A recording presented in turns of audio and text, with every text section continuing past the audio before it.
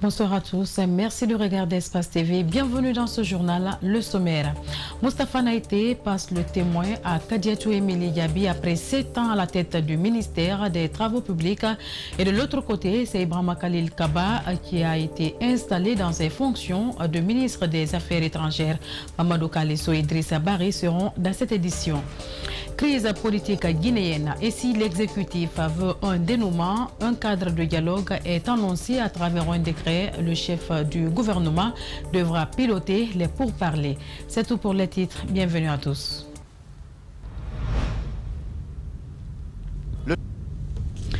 Je vous le disais tout à l'heure, Moustapha Naïté a passé ce vendredi le témoin à Kadiatou Emily Yabi à la tête du ministère des Travaux publics.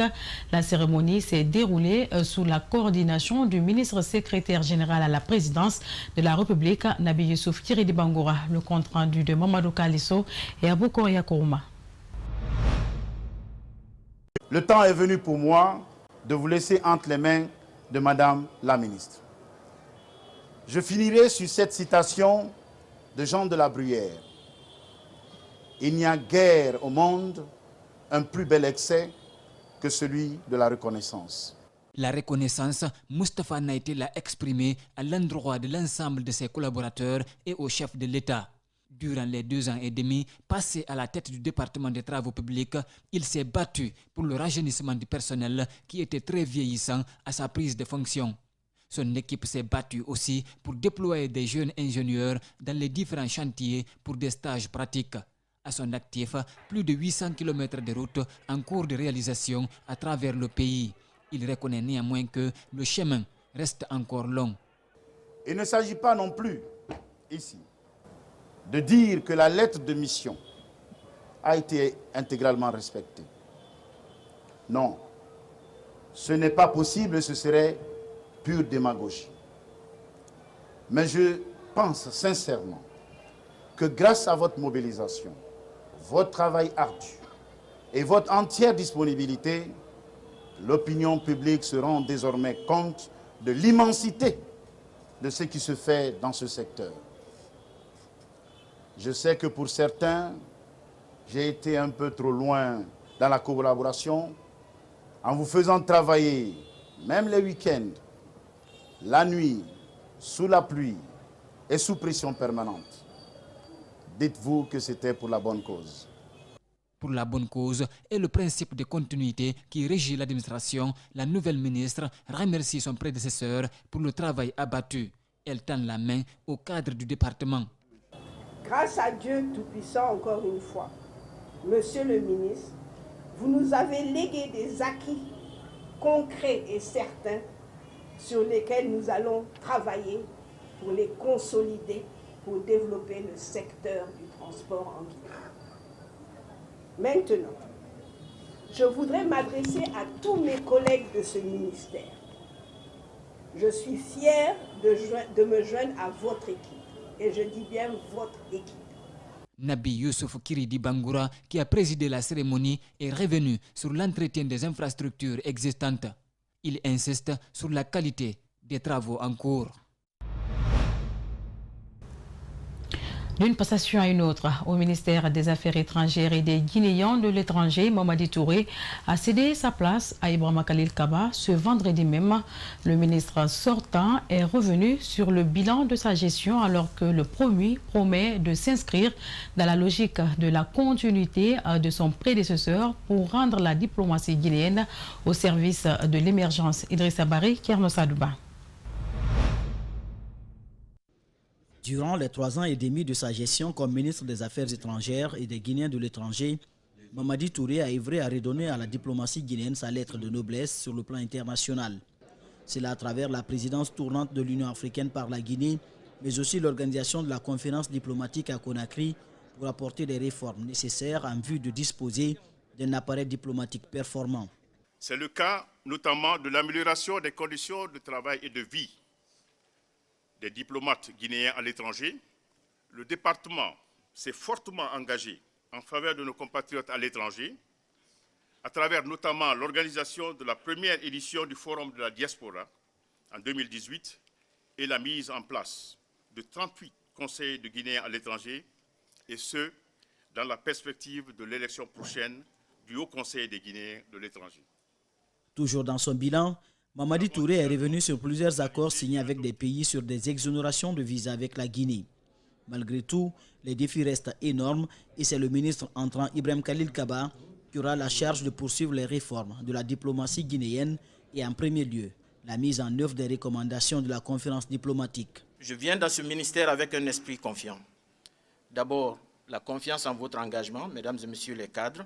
Ensuite, la confiance en votre capacité à mettre en œuvre les conclusions et recommandations de la conférence diplomatique lors de laquelle vous avez, sans complaisance, révélé les maux qui minent notre diplomatie et proposé des solutions pour la rendre plus performante et à la hauteur des ambitions du pays. Ce chantier ambitieux de transformation de la fonction et de la carrière diplomatique pour une diplomatie au service du développement se traduira par la poursuite et l'approfondissement des réformes dans le dialogue et la confiance. En particulier, et j'ai compris le message, le respect de la carrière diplomatique et consulaire. Dr Ibrahim Khalil Kaba prend fonction alors que la Guinée vient d'accéder cette année à la présidence du groupe des 77 plus la Chine, une organisation intergouvernementale au sein du système des Nations Unies. Création d'un cadre permanent de dialogue en Guinée. L'acte a été pris à travers un décret par le président de la République le mercredi dernier. La plateforme de dialogue sera dirigée par le Premier ministre chef de gouvernement. Malik Sandiara Camara et Yacouba Traoré ont recueilli l'avis des acteurs sociaux, politiques sur le sujet. Suivez. Le Premier ministre est garant du dialogue socio-politique en Guinée. Cette prérogative est prévue par la Constitution. Le décret du président de la République créant un cadre permanent de dialogue ne fait que renforcer cet élan, se réjouit le chef de file de l'opposition. Créer un autre secrétaire permanent, je crois que c'est pour donner encore plus pour que les choses soient expéditives. En Guinée, les crises sont permanentes depuis des années. Elles sont entre autres d'ordre social et politique. Avec la création de cette plateforme de dialogue, les problèmes identifiés pourraient trouver des solutions. C'est une opportunité pour tout un acteur politique et public pour qu'on ait un cadre de concertation permanent qui pourrait vraiment faciliter la tâche au gouvernement et à l'opposition ainsi qu'à tous les acteurs de la société civile pour qu'on puisse décoller maintenant. Il faut identifier les problèmes, les réclamations parce que chaque acteur politique, chaque acteur, chaque force vive entre dans le cadre de dialogue avec une réclamation. Donc de bonne foi, il faut savoir prendre en compte les réclamations de chaque organisation, de chaque mouvement politique, de chaque parti politique, donc des différentes parties prenantes. Alors lorsque ces réclamations sont prises en compte, il faudrait s'atteler à mettre des actions, des initiatives en place allant vers la résolution et puisqu'on a tout de suite parlé de franchise, il faut qu'on se dise concrètement qu'est-ce qui est possible, qu'est-ce qui n'est pas possible lors du dialogue. Le cadre devrait être inclusif, prenant en compte les différentes préoccupations des parties prenantes. En ce qui concerne les détenus politiques, et donc trouver les voies et moyens de permettre à ces personnes de pouvoir recouvrer leur liberté. Tout cela, ça permettra de créer un autre climat de sérénité et de montrer que de part et d'autre, le dialogue indispensable pour assurer la stabilité du pays. Ce cadre permanent de dialogue politique et social a un mandat d'1 an. La création d'un environnement de paix sociale et durable sur l'ensemble du territoire national est sa priorité. Reportage donc signé Malik Sandiara Camara et Yacouba Traoré. La synergie de la société civile pour le règlement des conflits électoraux s'implique dans le combat de la réconciliation nationale en Guinée. Cette plateforme a pour objectif de promouvoir le dialogue social entre les acteurs politiques et surtout créer un espace d'échange entre les citoyens.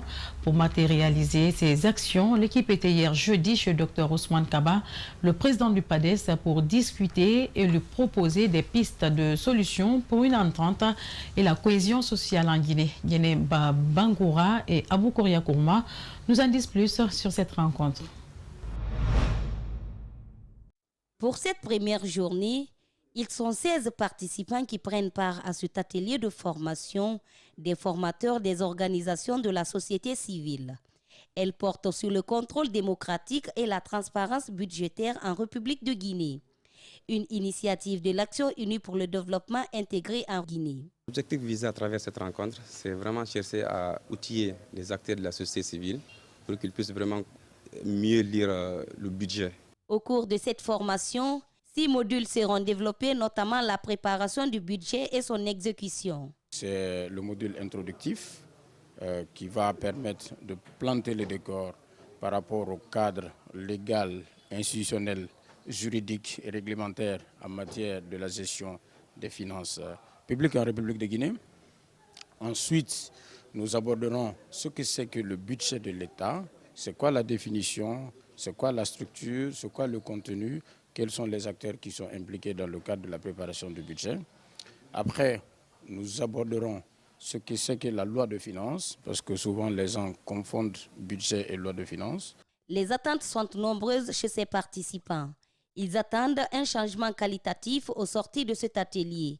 Ils sont invités donc à assurer la restitution sur l'échelle nationale. Cette formation aura un impact positif sur nos différentes activités, en ce sens qu'aujourd'hui, la formation des formateurs qui démarre va permettre à nos formateurs, une fois sur le terrain, de relayer ce qu'on a reçu ici, afin que le citoyen soit gardien de l'exécution du budget, c'est-à-dire une dépense publique qui se fait en son nom. Ce projet s'étendra sur une durée de 2 ans et 76 rencontres sont prévues pour cette année 2021. La première édition des Media Awards à Guinée a animé une conférence de presse hier jeudi à la Maison de la Presse. Les conférenciers ont mis l'occasion à profit pour évoquer les critères à remplir pour être candidat à ce concours. Le compte-rendu est signé à Guinée Bemba Koulibaly et Lamine Silla. C'est une compétition ouverte à tous les employés des médias de Guinée. Elle vise à encourager tous les talents et créer de l'émulation dans les différentes entreprises de presse. Sur les 15 prix retenus par la commission d'organisation, 6 seront présentés par les rédactions dans les catégories radios et télévision. 4 prix seront libres, 2 prix spéciaux pour lesquels les hommes de médias peuvent librement s'inscrire et un autre prix concernant les correspondants à l'intérieur du pays. C'est indiquer les types de catégories, mais surtout comment chacune des catégories peut... Chacun des médias peut inscrire son journaliste ou son postulant.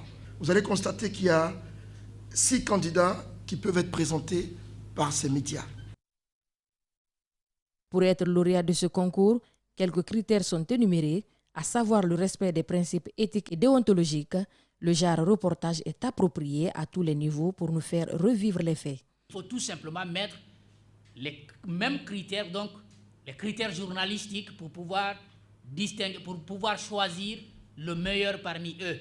Nous aurons dans le jury des journalistes professionnels qui ne vont pas choisir votre langue, mais ils vont choisir le travail que vous faites. Le président de la commission d'organisation a rassuré qu'il y aura de la transparence, de l'équité et le respect de la déontologie dans cette compétition. Sincèrement, je continuerai à veiller sur les différentes activités comme une sentinelle des pratiques et éthiques déontologiques. La transparence, l'objectivité et la compétitivité confraternelle seront nos boussoles. Il faut rappeler que les inscriptions ont commencé le 25 janvier et prendront fin le 20 février prochain. Autre chose dans ce journal, un citoyen se dit victime des agents délégués pour le marquage des maisons à démolir au compte de l'opération de déguerpissement des emprises de route entamée par le ministère de l'Habitat et de l'Urbanisme. Alassane Camara dit avoir tous les documents légaux délivrés par le département. Dans cette inquiétude, la responsable de l'habitat de Matoto promet de s'investir pour que justice soit rendue dans cette affaire. Bernard Kondouno et Brahmasori Camara. Il s'agit d'un terrain situé à quelques mètres de la route Le Niger, précisément au quartier d'Abondi dans la commune de Matoto. Alassane Camara, c'est le nom du propriétaire de cette maison en chantier qui a reçu la visite des agents marqueurs du ministère de l'Habitat. Dans cette opération de déguerpissement des emprises des routes de la capitale, son chantier a été identifié par les agents. Une situation qui inquiète ce jeune homme qui dit avoir détenu tous les documents du ministère l'autorisant à réaliser son projet sur ce domaine. Il y a un bureau qu'on appelle Wari, c'est eux qui sont venus faire la délimitation. Et de là, ils nous ont dit qu'il faut ça pour délivrer le permis de construction. Maintenant, on a le permis de construction. On est en plein travaux, on est presque au niveau du DAL qu'on devait faire la semaine prochaine. Maintenant, ils viennent nous surprendre avec ça. Le concerné dit avoir travaillé dur en Europe pour venir investir dans son pays. Alassane Camara dit être déçu de voir cet investissement détruit. C'est pourquoi il invite les autorités à revoir cette façon d'agir. Je trouve anormal quelqu'un qui se cherche, qui investit sur quelque chose, ayant des documents légaux venus du gouvernement même, et venir détruire ça en un clin d'œil. Je ne sais pas sur quoi il se base, mais je trouve pas ça sérieux. Dans cette inquiétude, Alassane Camara s'est rendu à la direction communale de l'habitat de Matoto avec tous ses documents. Après toute vérification, la directrice a promis de remonter cette information aux autorités compétentes. Des fois, on délivre des permis et dans le plan d'implantation, les gens ne respectent pas les emprises. Ils débordent. Mais s'il se trouve que c'est nous qui avons fait une erreur, on corrigera l'erreur. La directrice invite les citoyens de la commune de Matoto qui se trouvent dans une telle situation à contacter leurs services pour que justice leur soit rendue. Toute personne qui se trouvera dans son droit, nous n'allons pas casser sa maison. Comme ce jeune homme, plusieurs autres Guinéens sont inquiets de cette opération de déguerpissement entreprise par les autorités guinéennes. Un présumé groupe d'assaillants a fait éruption dans une famille à Koya dans la nuit du 12 janvier dernier. Pas de perte en vies humaines, mais plusieurs objets ont été emportés par les visiteurs. Aussitôt saisie de la situation, une commission d'enquête a été mise en place par la police préfectorale qui a finalement mis le grappin sur certains présumés de la dite attaque. Ali Badara Camara et Ali Bouba ont assisté à la présentation des prévenus. Suivez. C'était au lendemain d'une attaque à main armée dans un domicile dans la préfecture de Koya qu'une victime a fait une déclaration au commissariat central de la localité. Dans sa déclaration, elle dit être menacée de mort par des hommes armés avant de lui retirer tout. Suite à ce cri de cœur, une commission d'enquête a été mise en place par les services de BAC de la préfecture. Ensuite, l'un des complices a été interpellé. Finalement, il dénonce tous ses amis. Le principal acteur et détenteur des armes a pris la fuite selon les agents de la police préfectorale. Voilà, c'est au domicile de Abdoulaye que l'arme là a été retrouvée. Vous voyez, c'est un pistolet automatique de marque américaine. La même personne détient aussi une PMK. Il a ça. Nous sommes en train de voir qu'est-ce qu'il faut, comment mettre la main sur l'arme là aussi. Donc ils sont là, ce sont ses amis qui ont confirmé ça, qu'ils détiennent l'arme là et que c'est avec cette arme là qu'ils continuent à opérer. Justement, le père du présumé commanditaire qui fait objet d'une enquête sérieuse des différentes BAC de la préfecture de Koya a passé 2 jours au commissariat central. C'est avec lui ils ont pris l'arme.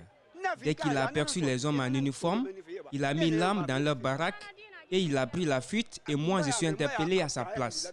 J'ai informé tous ses frères pour le chercher afin que je puisse rentrer. Je suis souffrant.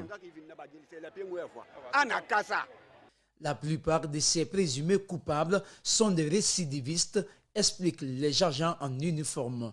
En 2019, certains parmi eux ont été interpellés dans cette brigade et déférés à Conakry. C'est des gens qui ont été interpellés ici au courant de 2019 et qui ont été déférés, mais qui se retrouvent encore aujourd'hui dans les quartiers pour terroriser nos citoyens. Il faut rappeler qu'une réunion a été récemment convoquée par les autorités locales suite à l'insécurité qui a repris le poil de la bête à Koya. Ainsi prend fin cette édition. Grand merci à tous de l'avoir suivi. Bonsoir.